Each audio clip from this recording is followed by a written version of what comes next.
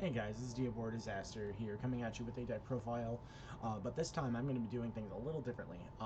So I don't know if you noticed, but I've been having some issues getting cards in when the sets drop due to, life problems. So I figured, why not try to make the best of a situation while we have a simulator, and actually try and just do my deck profiles that way.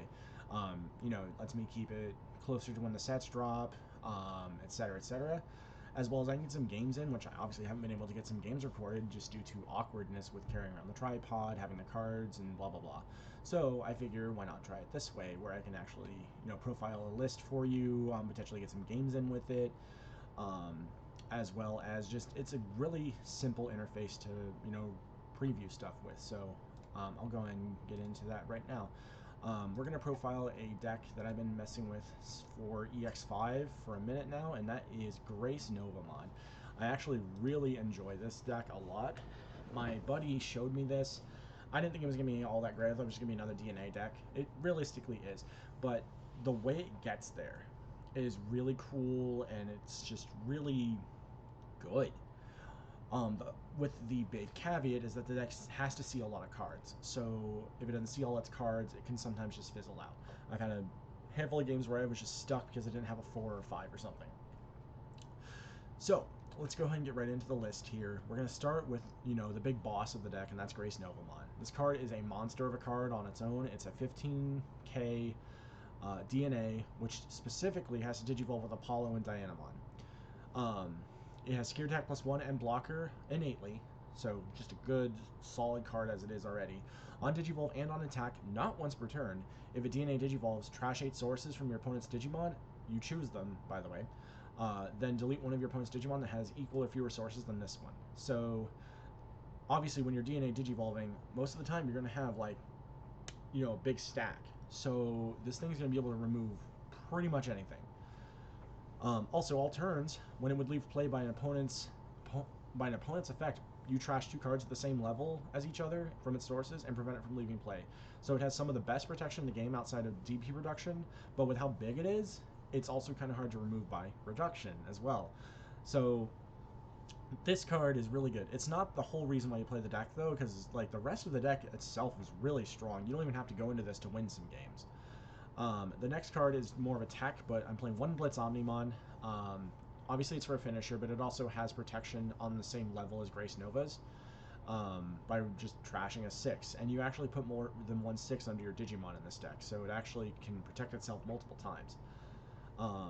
And there's a niche combo I'll show you later with this as well. The next is our Megas. We're on 4 Apollo and 4 Diana.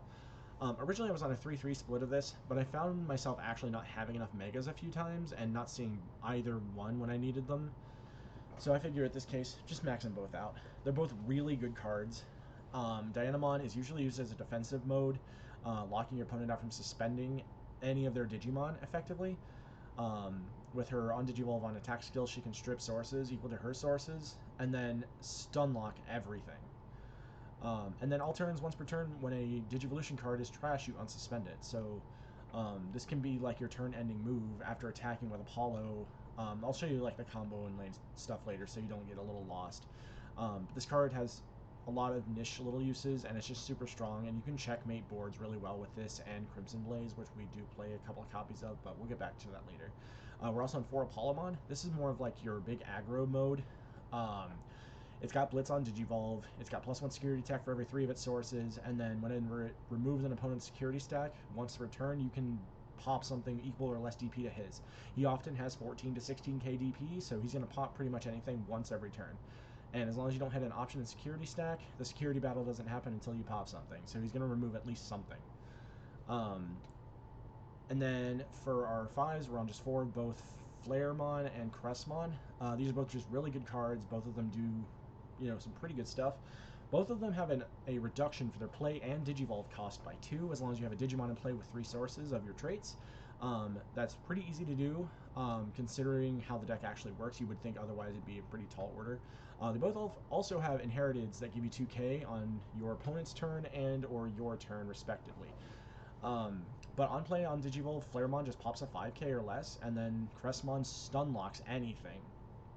Any one Digimon to the end of the opponent's turn. So, if you combine this effect with the Dianamon, with the Crimson Blaze, and this, like, you can control their board so well between all of your top end, and potentially stop them from playing the game again. And then they just die to Apollomon. Or GraceNovamon. The next is our level 4s. We're just going to play 4 copies of Lekis and Fieramon. They're really both... These cards are super, super important. And it's because they are our search cards of the deck and are really our only way of gaining extra cards.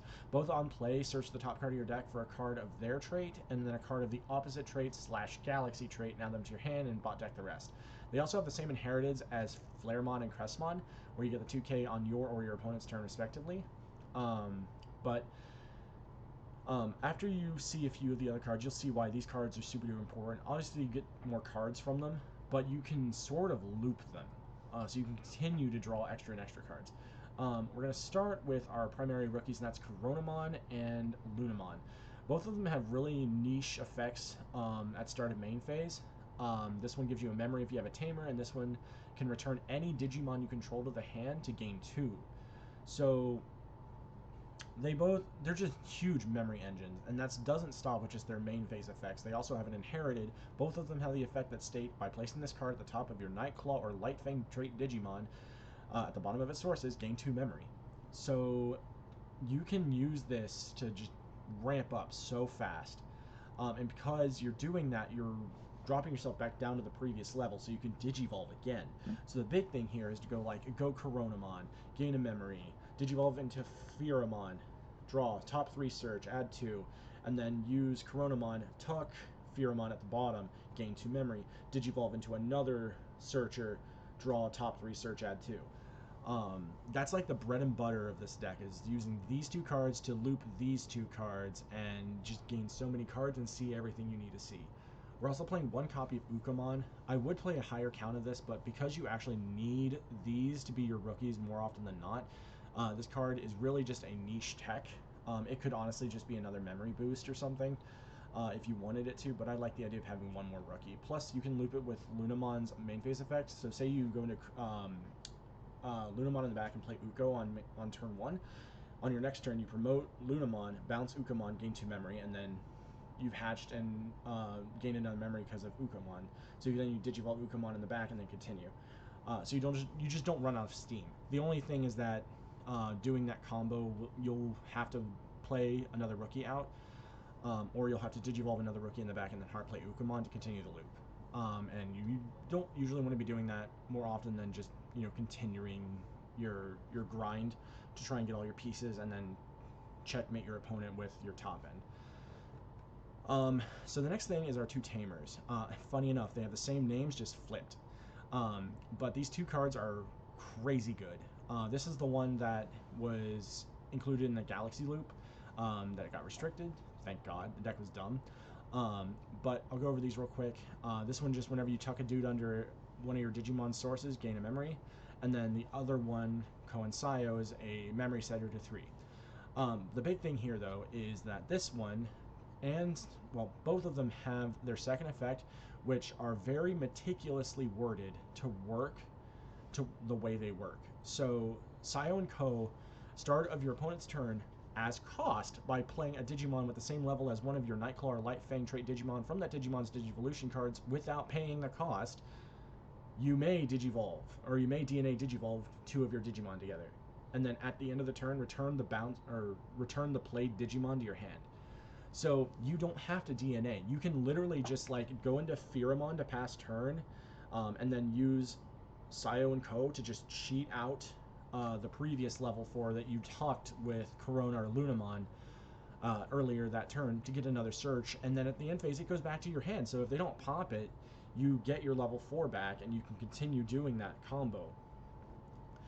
And then Ko and Sio, this card, I had to read this card like 5 times before I got how good it was. Obviously it's a memory setter, so that's good. But it has on play or main phase, by suspending it and placing the top card of one of your Digimon at the bottom of its Digivolution cards, one of your Digimon may Digivolve into a Digimon in your hand without paying the cost. So if you think about that, it has many uses. You can tuck something under something, you can tuck a rookie under its Digi-Egg to Digivolve that Digi-Egg in the battle area because it hasn't checked to make sure the Digimon's valid until the end of that resolution. So you can go like promote Coronamon, gain a memory, use this, tuck Coronamon, Digivolve into Lunamon. It still kept the Digi-Egg in play, and then when game would check whether or not it's valid, it's already replaced itself. So you got that move. You can go talk the rookie on your side under the Digi-Egg, Digivolve something else. Obviously the Digi-Egg would fall off, but you can use it to Digivolve other stuff. And lastly, it doesn't have to Digivolve into a Digimon of its traits or Digivolve onto a Digimon of its traits. It just has to tuck something from one of your Digimon with those traits. So you could tuck, say, Pheramon under your Coronamon, and then Digivolve something else, like your Flaremon, into your Apollomon for 0. Another last niche move you can do is going GraceNovamon, tuck GraceNovamon, and then Digivolve into Omnimon. So like you have a lot of really good moves this card facilitates. It gives you so many options. And speaking of options, we're going to play 2 red memory boost. The deck's a little awkward when it comes to playing the memory boost. It's even more awkward with the training cards, so we're not playing training cards. But since we're on red Digi-Eggs, I feel like this memory boost is, you know, a little better than just playing the blue one. You could play a blue or red memory boost over the Ukomon, but I really feel like having at least a couple of these, it does give you the extra memory to also push through a turn if you need to dig one move further to get to your last piece. And then we're on 2 Goodnight Moon. This card's value is off the charts. It is a 5-cost blue option that stun locks 1 Digimon and 1 Tamer your opponent controls till the end of their turn, and then you can play one of your Tamers from your hand without paying the cost. So when you think about this card, you can play this card, stun lock 2 things, play Coinsio. Coinsio's effect suspend itself to tuck and Digivolve a Digimon. And then, if we were on the blue Digi-Egg, I'm going to refer to it here, and that is Moonmon.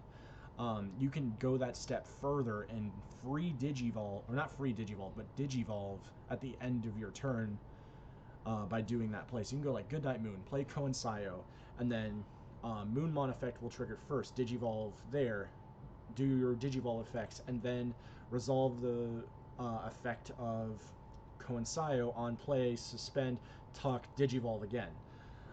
So that move is also there. Like, you get so many options. I'm just not a huge fan of giving your opponent like potentially 4 or 5 memory off of that move, because ending your turn with Goodnight Moon sometimes will leave your opponent, sometimes even at 5 memory. So I don't like the idea of pushing them to like 7, because that gives them way too much control over the board at that point. And then the last card we're playing is 2 Crimson Blaze. This card is seeing so much more play due to go wide decks. Particularly like Lugamon being the biggest offender here, but here also in EX5 we have Garuru and we have Anubis. In addition to any of the other go wide decks that still see play, like Bloomlord and Beelstar and stuff like that. So like this card is just gonna, this card will probably never not see play now in any deck that can play it. It just has so many answers, and it stops them from playing the game for 1 turn if they're a go-wide spam deck. And of course it gets cheaper with every dude they have in play. I was literally playing this against EX6 Terriermon.deck on Drazel, and because of this card's existence, this deck just walked over it.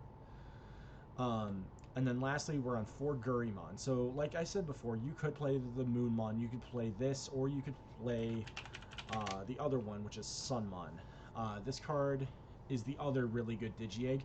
It lets you Digivolve for a reduced 1 cost, or a cost reduced by 1, when you tuck a dude. So like say you go into Pheramon, and then you use your Coronamon to tuck it to gain 2 memory, you can use this Digi-Eggs effect to Digivolve into the same stage effectively for 1 less cost. So it does come up, it does give you 1 extra memory to work with effectively. And that's really good if you don't have your memory setter and only have 2 memory, because the whole turn takes roughly 3 memory. Because let's see, you promote, gain 1, go to, let's say you're at 2, go to 3, Digivolve for 2, go down to 1, tuck, gain 2, go up to 3, Digivolve for 1, go down to 2, Digivolve for 1, go up down to 1. Yeah, so with 2 memory, it's 2 memory already. is what you need in order to make your whole line work and not pass turn. And that includes if your opponent puts you to 1 and then you gain 1 off Corona. So the 1, if you get off the Digi-Egg, could come up here and there. And effectively you could make it to where your Apollo only puts them at like 1 or 2 memory, which obviously is good. But I find that since we don't have the second wave of support the deck needs from, I believe it's from BT 16 or 15, one of the two, this card does come up a bit more often since you are tucking more and more with the Coinsio effect and the Corona and Lunamon effects. And I've seen a lot of instances where I've gone like Digivolve into Pheromon Search, use Corona Tuck, draw a card, oh look, there's the card I needed, Digivolve into another 4, draw top 3 Search, Digivolve, blah blah blah blah, you get the idea. I just think it's way too important to see your cards right now. I think this will become Sunmon once we get the second wave of support and we're not relying on drawing 1 of 8 rookies, effectively. And there's a lot of other little things you can do here and there. I also recommend this as like a final tech choice to think about, and that is Omnimon Merciful Mode. This card comes up a lot here in the next coming format against stuff like Lugamon, Anubismon, because they have to set up the trash, right? And especially Lugamon, they don't trash a whole lot of cards at once. So if you end up Merciful Moding them and they got their Godamons in trash, they kind of just fold. Because sure, they can make their board, but they can't remove GraceNovamon when it comes up, nor really this. If they don't have a trash, they can't pop this thing. That's pretty much how it goes. Because they have to have a full board in order to pop a level 7 with Fenrir Lugamon's restand effect. Otherwise, they're not popping this thing. And you can use Merciful Mode a lot of times to make a 2-turn cycle without even using GraceNovamon. You just go Apollo, swing for 2, Digivolve into this, pop their dudes, and then spin their drop back to their deck. And then on your next turn, you just burn them for 1, discard this, swing with Apollo for 2, go into Blitz Omnimon or Dianamon for game. You don't even have to go into GraceNovamon a lot of times, which is why this card should be a consideration. Also, since we're playing the Omnimon, you can Digivolve into this thing for 3, which is huge. You can potentially put your opponent at like 1 memory while you still have the Blitz Omnimon in play under it, and then just pop. And then you can also, like, say you did that, and you went down to your Blitz Omnimon, and you want to get back down to Apollo, you just go in Sio, tuck the Omnimon, and then choose not to Digivolve, and then just swing with Apollo. So, like, there's a lot of little things you have to understand with this deck and know when you can, like, opt out an effect to make it better for you. And that includes using Sio and Co. to play a Digimon, not Digivolve, not DNA Digivolve, and then just get a free search off of it and then return it to your hand. You just get so much free advantage off this card alone, just by using its start of main phase or start of opponent's turn effect. But anyways, that is our GraceNovamon profile list. I hope you enjoyed, and I hope you enjoyed this type of video. And I'm going to try and start getting some games in with it because it's a lot easier to record them this way, and I don't have to worry about, meeting up with friends, meeting up locals. I can literally just hop online, play a few people, and there, we've got content. So, once again, hope you enjoyed the profile, and I'll have some more stuff up here. You should have the question of the day appearing here soon at the bottom. Don't forget to answer that, and have a great rest of your day.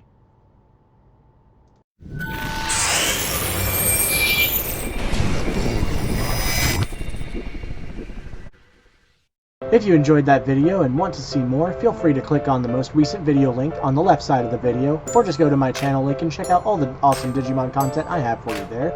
While you're there, smash the subscribe button for me so we can keep the channel going. Also, more content on my TikTok about Digimon news, card releases, and just general rants about the card game, and the occasional random video. Don't forget to answer the question of the week at the bottom of this video, down in the comment section, and as always, have a diabolical day.